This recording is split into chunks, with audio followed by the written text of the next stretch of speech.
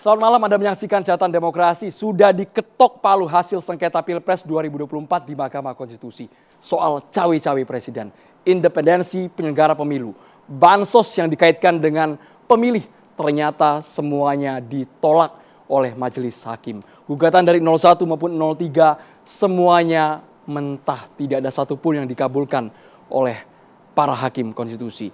Bagaimana reaksi para pendukung Timnas Amin dan juga tim Ganjar Mahfud khususnya, kami juga akan menghadirkan dari pihak Prabowo Gibran malam hari ini di Catatan Demokrasi. Kami ingin tahu bagaimana manuver politik ke depannya setelah hasil putusan Mahkamah Konstitusi mengenai sengketa Pilpres ini keluar. Apakah mereka memutuskan untuk bergabung menjadi kawan atau tetap konsisten berada di luar pemerintahan. Kami juga akan melibatkan mahasiswa dari Universitas Esa Unggul.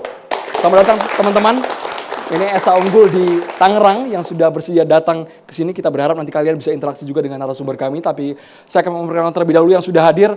Ini yang hadir kok malah yang kalah ya? Saya bingung nih ya. Bang Masinton Pasaribu. Selamat malam. Bang Masinton, sehat Bang? Kita cek audio dulu Bang Masinton. Kang Pipin Sopian, Assalamualaikum Kang Pipin Sopian. Waalaikumsalam, bukan kalah tapi kemenangan yang tertunda. Kemenangan yang tertunda, ini jangan kesinggung ya, saya bilang kalah nih karena tadi sudah ada paslon yang menyatakan mengakui kekalahan dan menghormati hasil putusan Mahkamah Konstitusi. Hatur nuhun Kang Pipin sudah hadir. Siap. Kemenangan yang tertunda ya Kang ya? Kemenangan yang Insya Allah 5 tahun lagi maju. Insya Allah, mudah-mudahan. Baik, ini yang kami hadirkan, yang di sebelah kiri ini harusnya pihak yang menang. Dari pendukung Prabowo Gibran yang sampai dengan malam hari ini seperti sudah ada yang hadir. Bang Idrus Marham. Tepuk tangannya boleh buat Bang Idrus Marham. Kita fair ya Bapak-Bapak, kalau menang kita kasih tepuk tangan boleh ya. Bang Idrus Marham, sehat Bang Idrus Marham.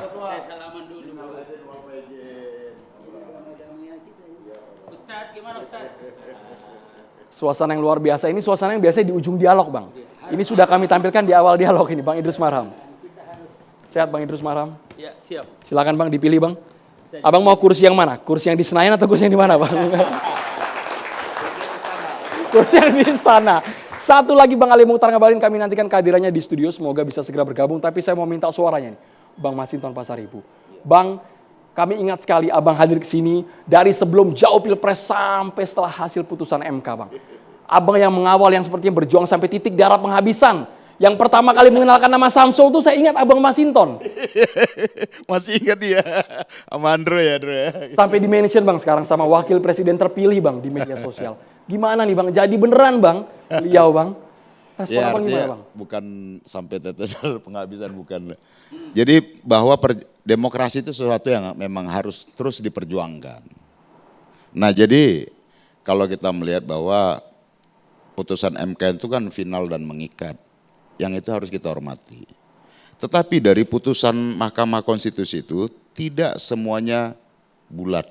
Dan baru kali ini dalam sengketa pemilihan presiden, putusan MK itu tidak bulat. Ada dissenting di sana. 3 hakim menyampaikan dissentingnya bagaimana 3 hakim ini masih berbicara tentang bagaimana menjaga konstitusi, reformasi, dan demokrasi. Bahkan dalam dissentingnya Prof. Saldi menyampaikan ketika pada masa Orde Baru pemilu itu ada. Terlaksana. Pemenangnya ada, pemenangnya mayoritas lagi. Mayoritas tunggal dulu. Tapi rasanya apa? Apakah itu memenuhi unsur kejujuran, keadilan? Tidak. Maka di kalangan kelas menengah pada saat itu masyarakat terdidik dan masyarakat ini menganggap pemilunya curang. Kan gitu. Maka ketika Orde Baru di akhir kekuasaannya 97 menyelenggarakan pemilu, 98 Pak Harto berhenti. Gitu. Didesak oleh masyarakat dan mahasiswa pada saat itu. Nah, jadi persoalan pemilu bukan persoalan angka-angka menang kalah. Persoalannya adalah dilegitimasi. Nah, kalau kita lihat nih 5-3. Kalau saya kemarin canda-canda sama teman-teman tuh kayak 5-nya ini buat Pak Prabowo deh. ke presidennya, tiganya ini ke wakil pasangannya gitu. Artinya itu bahwa dissenting itu kan menjelaskan tentang apa yang disampaikan oleh para pemohon, apa yang dikritik oleh akademisi, budayawan, civil society, ya masyarakat, elemen masyarakat sipil dan juga elemen mahasiswa dan lain sebagainya terkait dengan adanya cawe-cawe di sana, kemudian yang hulunya adalah putusan 90 MK itu. Nah artinya apa? Bahwa persoalan memperjuangkan demokrasi, demokrasi ini tidak bisa dijalankan hanya dalam ritual pelaksanaan prosedural ansih. Bahwa oh ya oke, ini kan demokrasi ada terpilih, tapi proses itu akan menentukan kualitas demokrasi kita. Proses itu akan menentukan arah demokrasi kita, apakah dia hanya adalah berhenti di aspek prosedural ansih atau masuk ke dalam ranah yang substantif. Apa substansi dari demokrasi kita? Apa dari hal yang esensial dari demokrasi? Demokrasi adalah sebagai cara untuk kita mengelola negara ini agar bisa mewujudkan keadilan sosial itu. Tapi kan ini sudah final, sudah akhir dan juga mengikat Bang Masinton. Apakah Abang masih tidak legowo akan putusan MK tersebut? Kayak masih ada unek-unek yang mau Abang tumpahkan. Ini bukan kita persoalan legowo atau tidak legowo.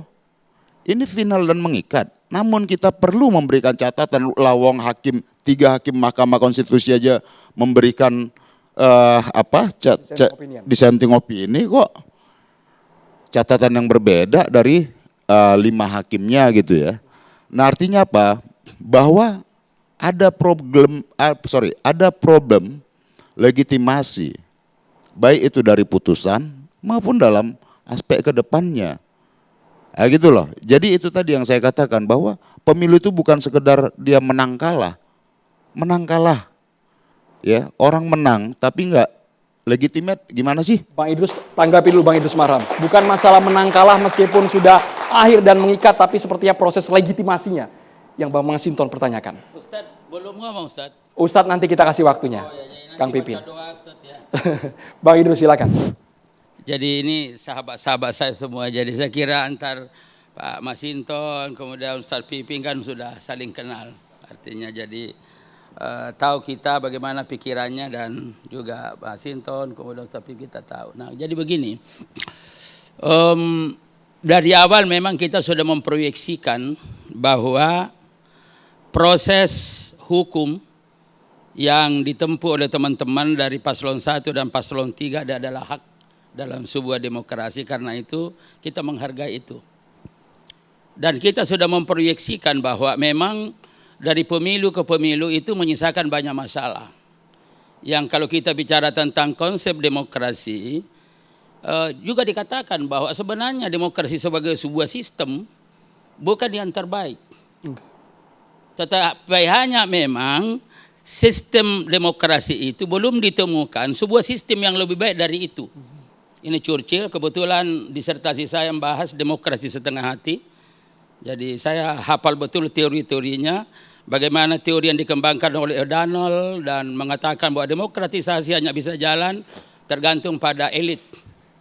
Kemudian misalkan ada juga mengatakan tidak, itu tergantung pada lembaga politik. Apa terbangun demokrasi internal atau tidak. Kemudian ada juga mengatakan, misalkan Huntington mengatakan bukan itu, tetapi seberapa jauh terpenuhi kebutuhan-kebutuhan dasar rakyat, lalu di situ tidak lapar.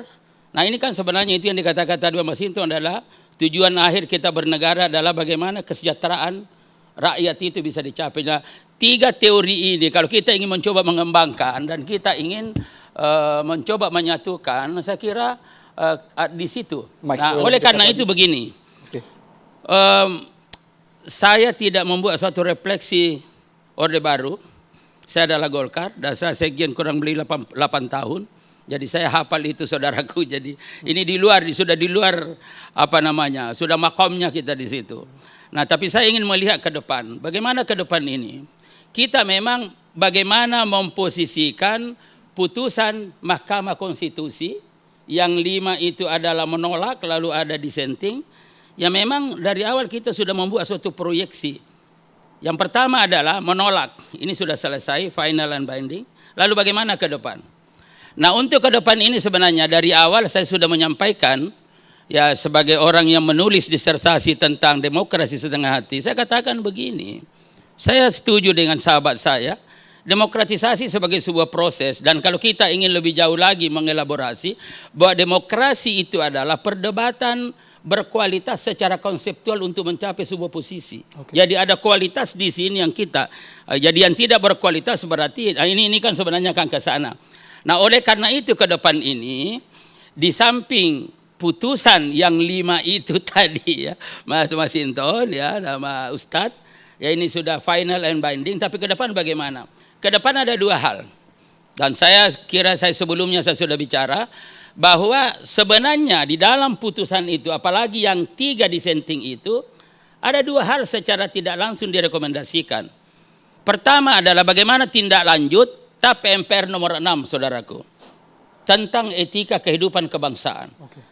Tahun 2001 ini belum ditindaklanjuti, makanya Prof. Jimli As-Siddiqi sebagai ketua pertama dari MK dan pernah jadi ketua DKPP sudah berbicara berbusa-busa bahwa perlu ditindaklanjuti itu dengan membentuk yang namanya Majelis Etika Nasional. Tapi saya memberi nama bukan majelis tapi Dewan Etika Nasional. Ini belum dibentuk, ini segera dibentuk. Kenapa? Karena kalau kita memutuskan sesuatu berdasarkan pada etika, kita paham etika yang tertinggi, moralitas. Dan ketika kita bicara etika secara konseptual, itu bersumber dari nilai-nilai agama yang universal. Dan nilai-nilai budaya sebagaimana tercermin di dalam Pancasila. Nah, kalau ini kan sangat filosofis dan sangat konseptual dan sangat general. Harus segera dibentuk ya Bang ya? Nah karena itu kelembagaannya ditata dibentuk itu baru bagaimana regulasinya. Nah ini nanti teman-teman ini saya bukan anggota dewan tapi ini regulasi. Nah ketika bicara tentang regulasi ini tugasnya ahli hukum tata negara nih. Gimana ini kita buat supaya jangan lagi kita berdebat pada pemilu yang akan datang moralitas, etika, nilai, moralitas, etika, moralitas. Lalu etika. Misalkan, nah ini coba perhatian. Tapi saya sebenarnya hanya mengatakan sebuah gejala. Bagaimana misalkan di dalam pertarungan politik melalui pilpres, lalu kemudian yang kalah tiba-tiba seakan-akan paling beretika, yang menang seakan-akan yang curang.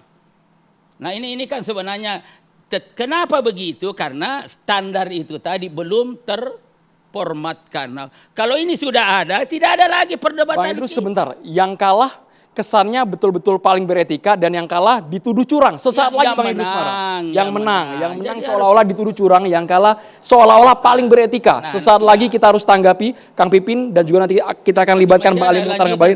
Bang Idrus harus dituntaskan. Rekomendasi kedua harus dituntaskan Bang Idrus. Sesaat lagi kita harus jeda hanya di Catatan Demokrasi pemirsa.